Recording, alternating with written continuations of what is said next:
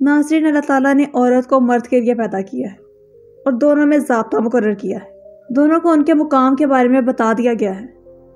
कहा जाता है कि इंसान अगर अपने असल मकसद पर कायम रहे तो वो फरिश्ते से भी अफसर है, लेकिन अगर वो मकसद असली को छोड़कर शैतानी रास्ते पर चल पड़े तो वो जानवर से भी ज़्यादा बदतर है।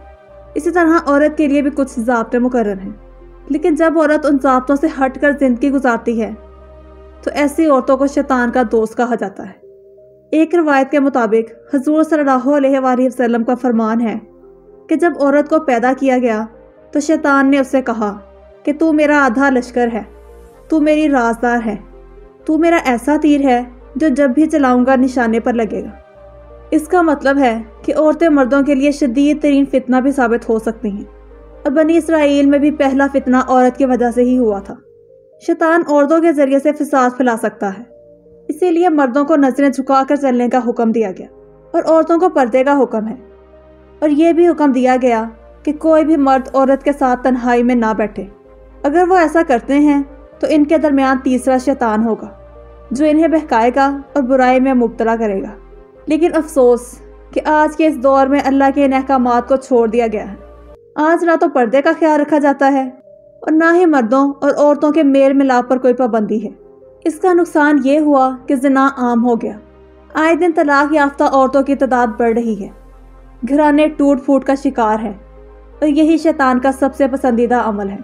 हुज़ूर सल्लल्लाहु अलैहि वसल्लम ने फरमाया कि शैतान पानी पर तख्त से जाता है, फिर अपने लश्करों को दुनिया में फसाद फैलाने भेजता है, और उसका सबसे ज़्यादा करीबी वो है जो ज़्यादा फसाद फैलाए। जब सब शैतान फसाद फैलाकर वापस आते हैं तो वो अपने तमाम कारनामे इब्लीस को बताते हैं कि मैंने फ़लाँ से चोरी करवाई और फ़लाँ को शराब पिलाई।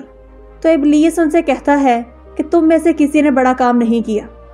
फिर जब कोई शैतान कहता है कि मैंने आज मियाँ बीवी में ऐसी लड़ाई करवाई कि उनकी तलाक ही करवा दी, तो इब्लीस अपने तख्त से उठकर उस शैतान को गले लगाता है और कहता है कि तूने सच में बहुत अच्छा काम किया। नाज़रीन, इस्लाम में जिस तरह से औरत को बहन, बेटी, बीवी और माँ की सूरत में इज्जत दी गई है, वहीं मर्दों को औरत के फितनों से बचने का हुक्म भी दिया, क्योंकि शैतान एक औरत के जरिए बहुत ख़तरनाक काम करवा सकता है। इसीलिए औरत को शैतान का दोस्त भी कहा गया है। नाज़रीन, अपने दीन की खातिर हमें उन तमाम कामों से दूरी रखनी चाहिए जो फसाद का बाइस बनते हैं। जिस वक्त भी दुनियावी औरत के बारे में बुरे ख्यालात पैदा हों तो उस वक्त हमें जन्नत की हूरों को याद करना चाहिए, जिनकी खूबसूरती पूरे जहान को रोशन कर देगी।